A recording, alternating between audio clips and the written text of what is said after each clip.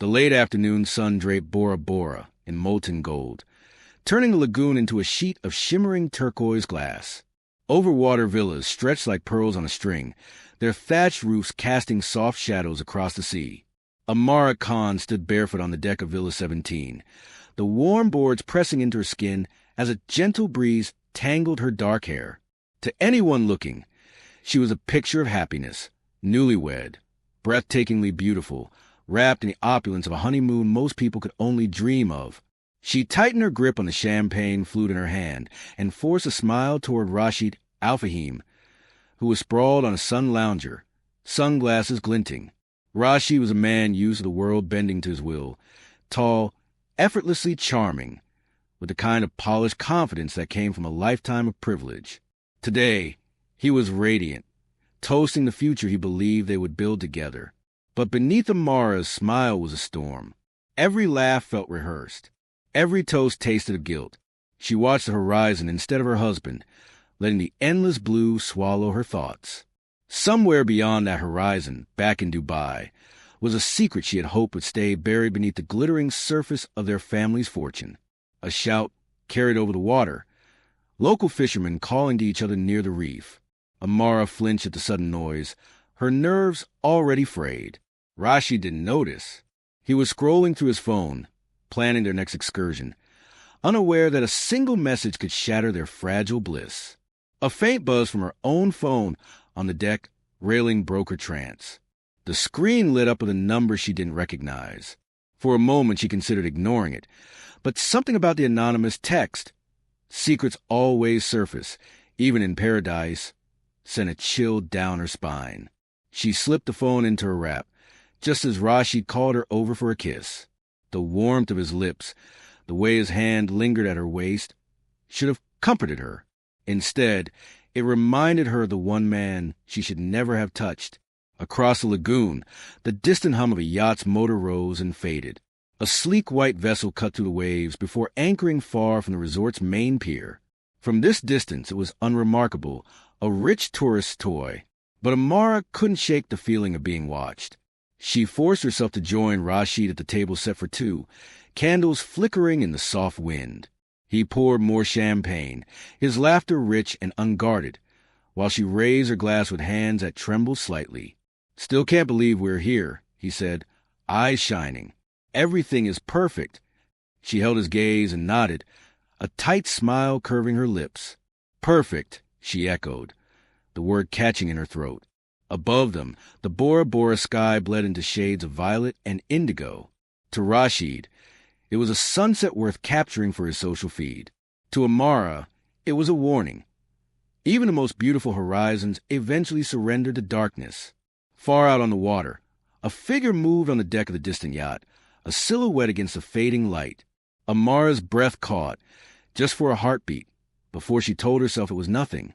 But the unease lingered, coiling in her chest like a whispered threat. Tonight, paradise felt less like an escape and more like a fragile mask stretched over something dangerous and inevitable. Dubai's skyline glittered like a crown of glass and steel against the desert night, every tower a monument to ambition. From the panoramic windows of Emirates Tower's exclusive sky lounge, Amara watched the city pulse below her, a constellation of headlights and neon signs.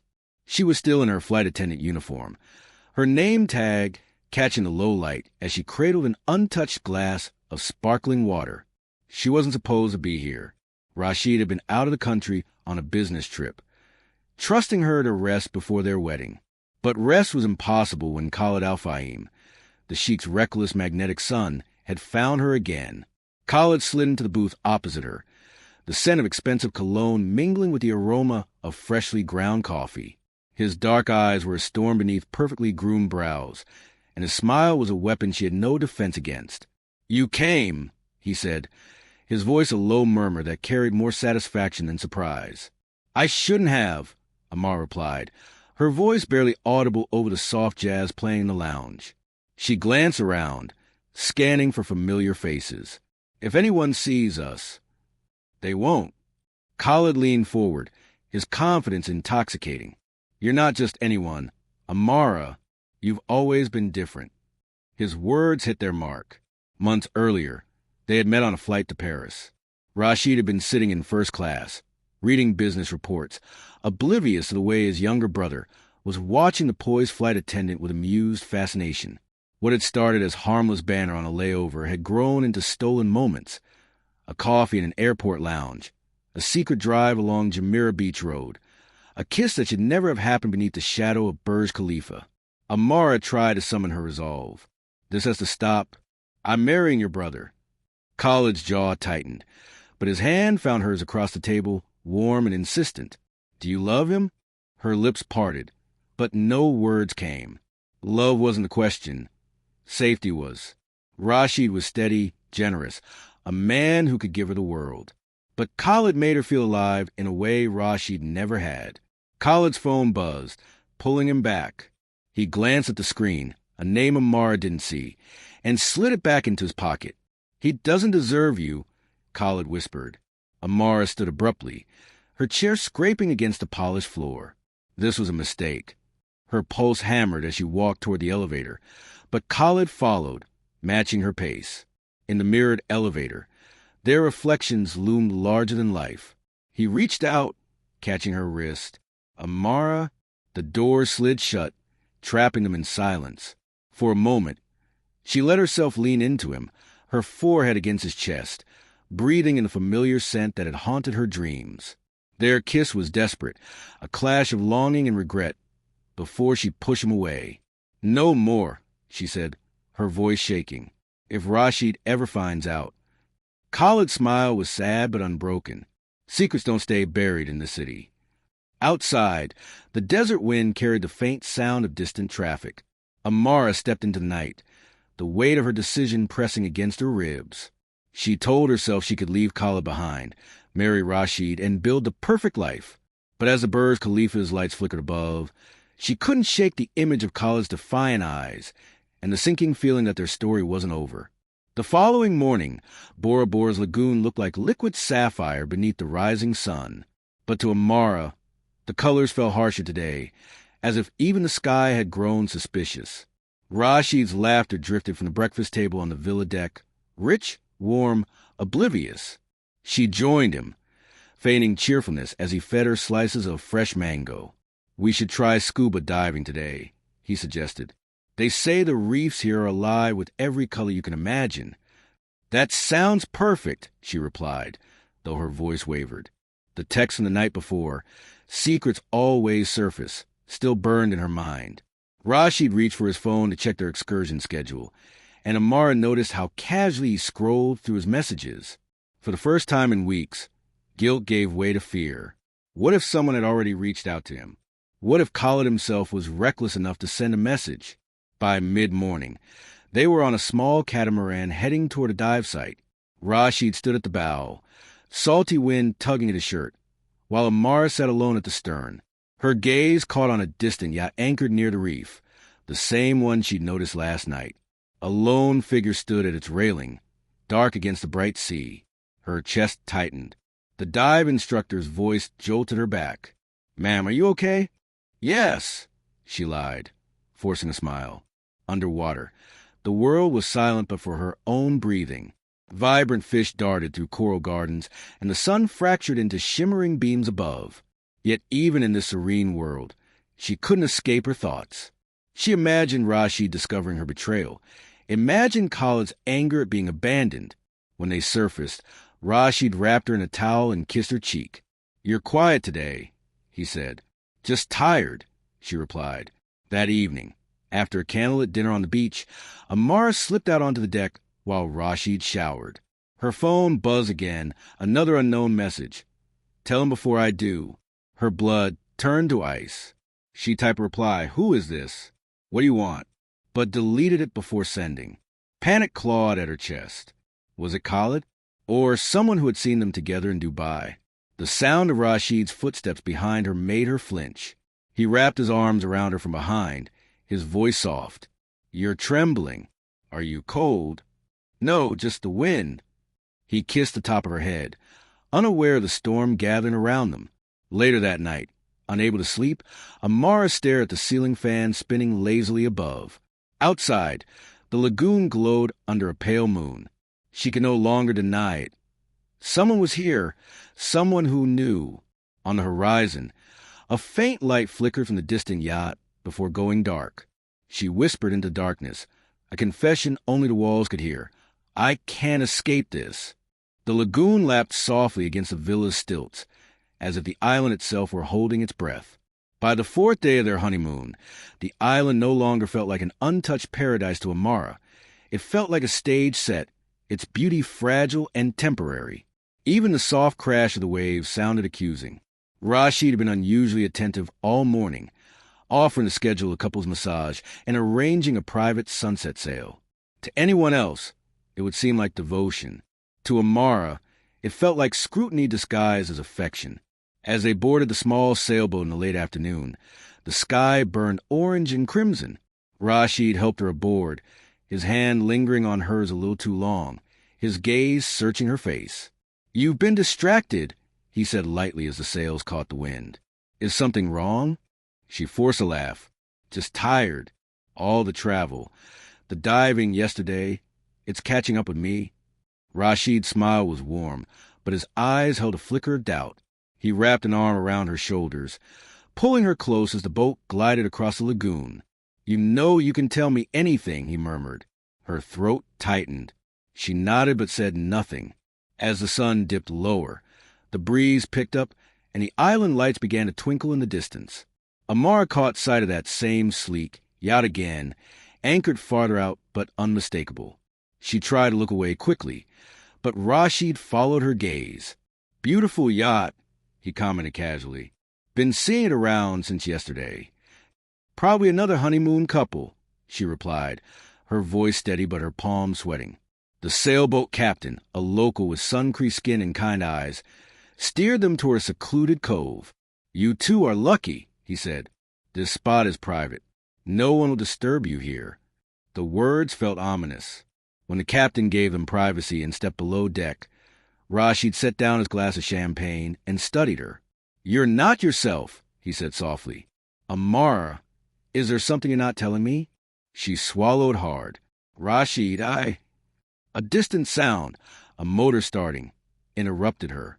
She turned to see the yacht's lights flicker on. A figure moved on its deck, briefly illuminated. For a heartbeat, she was sure it was Khalid. Rashid followed her gaze again, suspicion sharpening in his eyes. He didn't press further, but the silence between them thickened, heavy with unspoken truths. By the time they returned to the villa, the tension was palpable. Rashid excused himself to make a quick call, but when Amara glanced at the glass doors, she saw him staring at her phone on the table instead. When he returned, his smile was practiced. Everything okay? She asked. Perfect, he replied, though the word carried a weight that made her shiver. That night, as they lay in bed, Rashid's arm draped over her waist felt less like an embrace and more like question. Outside, the lagoon whispered against the stilts, and somewhere in the darkness beyond, the yacht's motor purred softly before falling silent again. The next morning broke with a restless wind. Clouds, thin at first, then thickening, rolled in from the horizon, casting shifting shadows across the lagoon. The honeymoon resort buzzed with quiet activity, staff securing loungers, boats tightening their moorings. To Amara, it felt as if the island itself was bracing for something inevitable. Rashid lingered on the deck with a cup of coffee, his gaze fixed on the distant yacht. He hadn't said much since their sunset sail, but Amara could feel the questions burning behind the silence. She decided to play the perfect bride, moving lightly through the villa as if nothing weighed on her. But when she reached for her phone to check their spa appointment, she noticed it had been moved from the bedside table to the dresser. Her stomach knotted. Had Rashid been looking through her messages? By mid-afternoon, the weather worsened. Gusts of wind whipped the palms, and the first drops of rain freckled the lagoon. Rashid suggested they stay in. Might be nice to just talk, he said, his tone deceptively casual. They sat opposite each other on the villa's plush sofa, the open doors letting the sound of distant thunder. Rashid toyed with his wedding band, spinning it around his finger. You've been nervous since we got here, he began slowly. Is it me? Did I do something? Amar's breath caught. No, Rashid, it's not you. Then what? His voice stayed even, but his eyes sharpened. "Because I've seen you look at that yacht like it's a ghost haunting you." She opened her mouth, searching for a lie, but the sharp ping of her phone cut through the air. Rashid snatched it before she could reach it. His face hardened as he read the message aloud. "He deserves to know." He looked up, his expression unreadable. "Who sent this?" Her voice cracked. I don't know." Rashid stood abruptly, pacing the room. "Is it Khalid?" The name hit the room like a thunderclap. The villa seemed to shrink around them. "Rashid, please. You told me you barely spoke to him after Paris." His voice rose, controlled anger simmering beneath the surface. Was it more than that? Tears blurred her vision. "It's over. It was a mistake. Please believe me." Outside, the wind howled, rattling the villa's shutters. Rashid's jaw tightened as he turned away, his fists clenched. He said nothing more, but the silence was worse than shouting. That night, the storm lashed the island, waves pounding the stilts beneath the villa. Amara lay awake, every creak of it sounding like footsteps. She rose quietly, stepping onto the deck. The distant yacht was gone, vanished into the night. A flicker of movement behind her made her turn. Rashid stood in the doorway, watching her.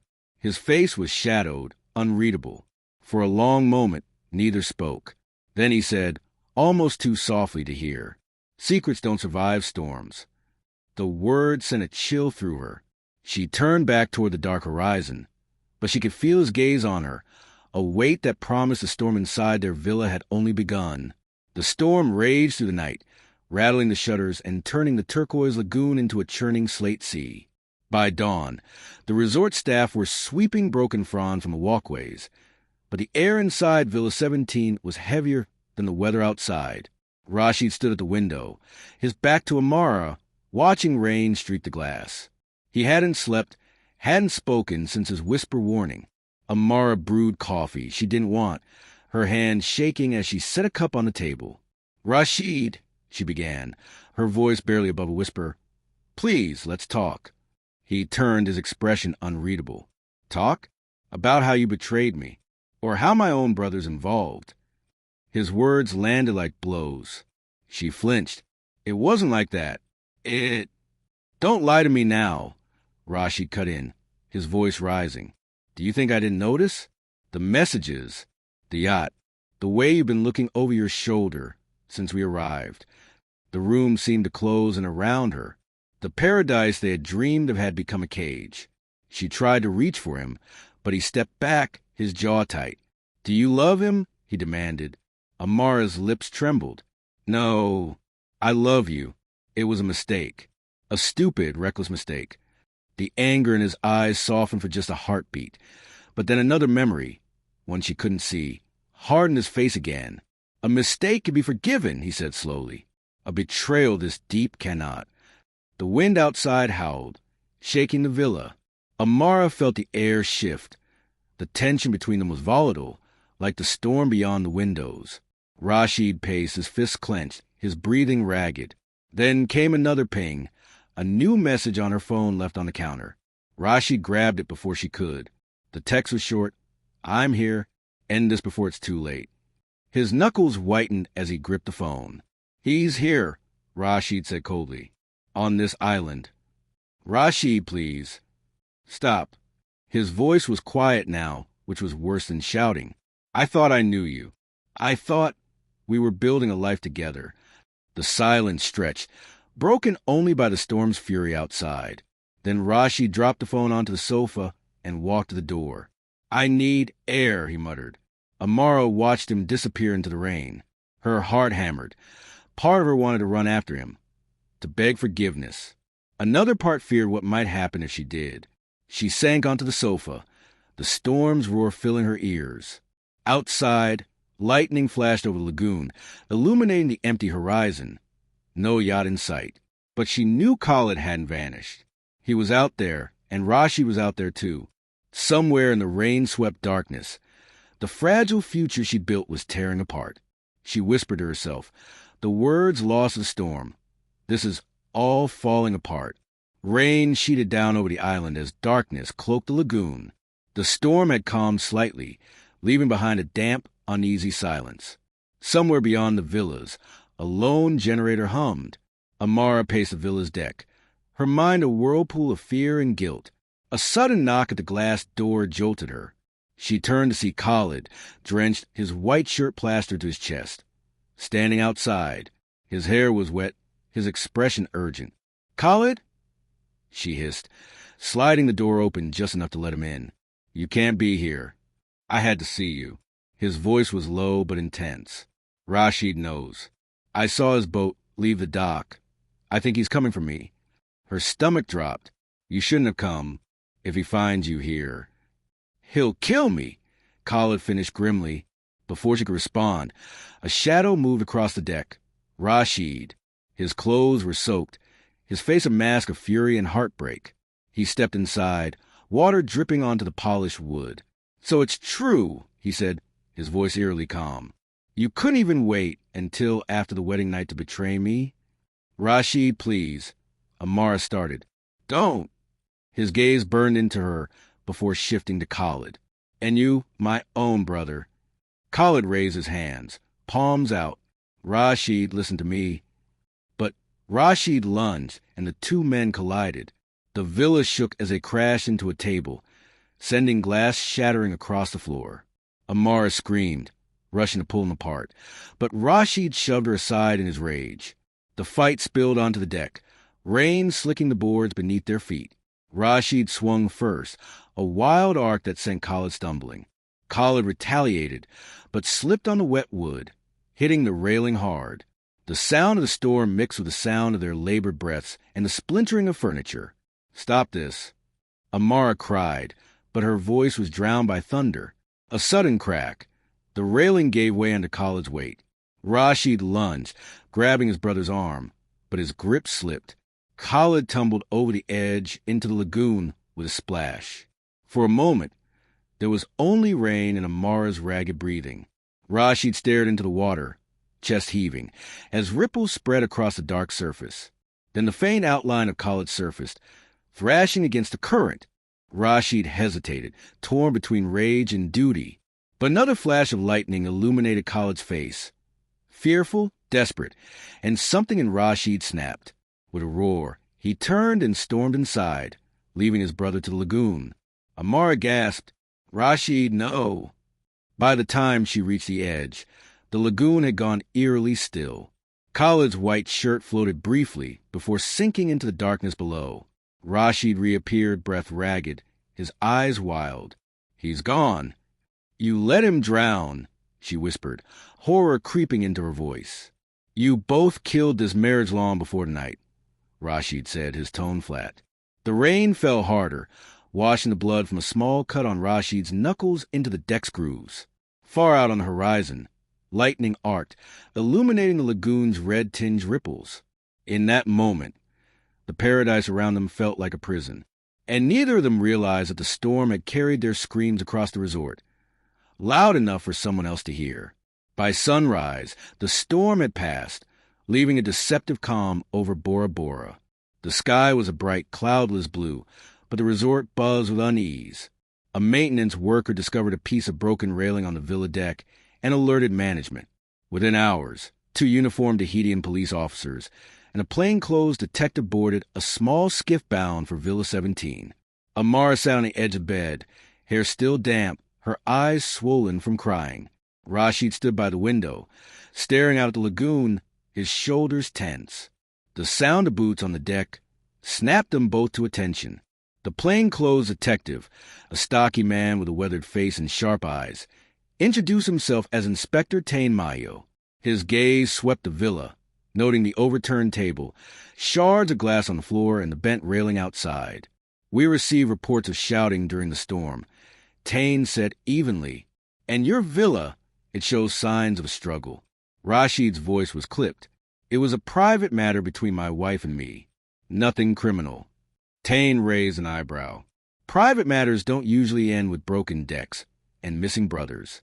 Where's Khalid Al-Hassan?" The question hung heavy in the air. Amara swallowed hard. "He left after an argument. We don't know where he went." Tain motioned to the lagoon. The The storm makes the water unpredictable.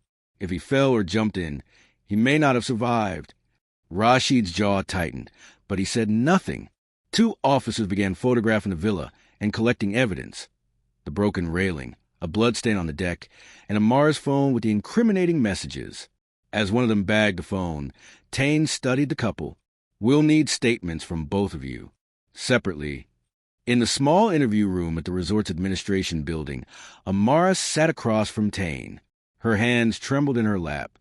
"Mrs. Al-Hassan," Tane began gently, "you seem frightened. I need you to be honest with me. Was there an altercation last night?" Amara hesitated, weighing the risk of revealing the affair against the truth. There was an argument, but it wasn't supposed to go that far. Khalid came to the villa. Her voice cracked. He and Rashid fought. "Over you?" Tane asked. Tears welled in her eyes, and she nodded. Meanwhile, in another room, Rashid's interview was less restrained. "He was my brother," Rashid snapped. "We argued, yes, but I didn't kill him. He was alive when I last saw him." Tane's expression was unreadable. "But you didn't help him, did you? You let the lagoon take him." Rashid looked away. By late afternoon, divers began searching the lagoon. Tourists gathered at a distance, whispering as police boats circled the turquoise water. The idyllic resort had transformed into a crime scene. Yellow tape fluttered between palm trees. Cameras clicked, and hushed voices speculated about betrayal, wealth, and murder. Amara stood alone on the deck, watching the search. Guilt gnawed at her. The paradise she dreamed of now felt cursed. Rashid joined her silently, his face pale. For a moment, they looked like a grieving couple united in tragedy. But beneath the surface, the cracks between them widened. Tane observed them from the dock, suspicion hardening his features. He had seen wealthy couples crumble under secrets before, but something about the silence between Rashid and Amara unsettled him. As dusk settled, a diver surfaced, shaking his head. No sign of Khalid. For now, the lagoon had kept its secret. But Inspector Tane wasn't fooled. He knew storms reveal more than they hide, and this one had only just begun. 2 days after the storm, Bora Bora gleamed under an unforgiving sun. The resort staff tried to resume business as usual. Tropical cocktails at the bar, couples laughing by the infinity pool, but a quiet tension pulsed beneath the paradise. Gossip spread quickly. A missing man, whispers of fight, and the haunting possibility of murder. Inspector Tane Mayo was not ready to call an accident. He stood on the dock with a pair of binoculars, scanning the horizon where police boats cut across the glittering water. Something about Rashid's story didn't fit. The broken railing, the phone messages, and the absence of Khalid's body all hinted at secrets buried deeper than the lagoon floor. Tane called for another search. This time, divers found something. A torn scrap of Khalid's shirt snagged on coral, and not far away, a small silver cufflink, engraved with the Al-Hassan family crest. The placement suggested a struggle. Amara watched from a distance, her hands clasped tightly. Her reflection on the lagoon wavered like her conscience. She had avoided speaking to Rashid since their police interviews, but the silence between them was a living, breathing thing, louder than any accusation. That evening, Tane visited Villa 17 again. He entered without ceremony, a leather notebook tucked under his arm. Rashid was on the sofa, a glass of whiskey untouched before him. Amara hovered near the balcony doors. "We found this," Tane said, placing the cufflink on the table. "It was deep under the deck where the fight happened." Rashid's jaw flexed. "It's mine, but that proves nothing." "It proves there was more than an argument," Tane replied evenly. "Your brother didn't simply disappear." Rashid leaned forward, his voice sharp. "Are you accusing me of murder, Inspector?" Tane didn't blink. "I'm saying the truth is rarely as simple as people want it to be." His gaze flicked to Amara. "Perhaps your wife can help clarify." Amara's chest tightened. I told you everything." "Sometimes," Tane said quietly, "people hold on to one last piece until it's too late." That night, Amara lay awake, staring at the ceiling fan as it spun in slow, hypnotic circles. The sound of the storm still echoed in her mind. The crash of thunder, the splash of Khalid's body hitting the water, Rashid's breathless whisper. He's gone. Rashid paced outside on the deck, speaking softly into his phone in Arabic. She caught fragments: family, honor, and damage control. Her stomach twisted. Was he trying to cover this up or protect them both? The next morning, Tane summoned them for a formal deposition at the local station. The island's tiny police headquarters smelled of salt and damp paper. Rashid arrived in pressed linen, projecting control, while Amara kept her sunglasses on to hide the redness around her eyes. Tane began methodically. Mr. Al-Hassan, you claim your brother fell into the lagoon, yet divers found no body. Is it possible he left the island? No boats left during the storm, Rashid replied coolly. Perhaps the currents carried him out to sea. Tane shifted his gaze to Amara. And you, Mrs. Al-Hassan, did Khalid ever threaten you or your husband? Her lips parted, but she hesitated. The inspector's keen eyes caught the pause. Secrets, he said softly, have a way of floating back to the surface. As they left the station, resort staff whispered behind their hands. Cameras clicked discreetly. Paparazzi had arrived, drawn by the scandal of a missing heir and whispers of betrayal. On the horizon, storm clouds gathered again, darker and heavier than before, as the island itself was unwilling to let the truth remain buried beneath its tranquil waters. The Bora Bora sunrise burned gold across the lagoon, but for Amara Al-Hassan, it brought no warmth. The walls of the villa felt like a trap, closing in with every whisper of the waves. Inspector Tane Mayo had requested one final meeting. He claimed to have new information, but his tone suggested something more. A verdict. Rashid stood by the window, hands clasped behind his back, staring at the horizon. Say nothing unnecessary, he muttered. They have no body. Amara's stomach churned. Her husband's calm unnerved her more than any accusation. She had replayed that stormy night again and again. Khalid's jealous rage, Rashid's shove, the splash, and the sickening silence after. At the station, Tane laid out the evidence. The cufflink, fresh scratches on Rashid's arm, and most damning, a local fisherman's testimony. He had seen someone push Khalid off the deck before the storm swallowed the lagoon. A final blow came when a diver surfaced with Khalid's phone, its waterproof case intact. Among the messages was a draft addressed to Rashid's father. He's not the man you think he is. If anything happens to me, look at Rashid. You'll never prove intent, Rashid said evenly. But a flicker of panic betrayed him. Tane leaned forward. Intent doesn't vanish in paradise. Bora Bora isn't as remote as you think. French Polynesia has extradition agreements, and your family's influence won't shield you forever. Amara spoke for the first time. Her voice was soft but steady. Tell them the truth, Rashid, or I will. His glare could have cut glass. You betray me? You betrayed yourself the moment you chose violence, she whispered. Outside, reporters jostled for photos. The story had already reached international headlines. Missing Sheikh's son, possible honeymoon murder. The Al-Hassan family's lawyers worked furiously to suppress details, but the tide had turned. By afternoon, Rashid agreed to accompany Tane to Papeete for further questioning. Handcuffed discreetly, he was led onto a small police boat. Paparazzi lenses flashed. Amara watched from the dock, the salty wind stinging her eyes. Back at the villa, she opened Khalid's phone, scrolling through their old messages. Regret gnawed at her.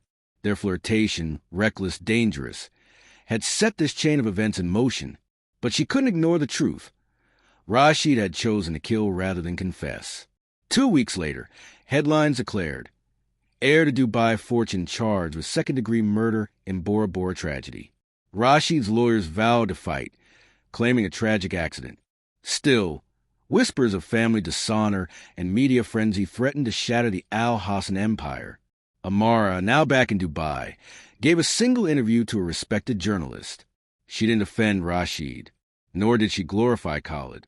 Secrets, she said quietly, don't stay buried forever. The ocean always give them back. The case remained headline news for months, a cautionary tale of privilege, betrayal, and violence beneath the facade of paradise.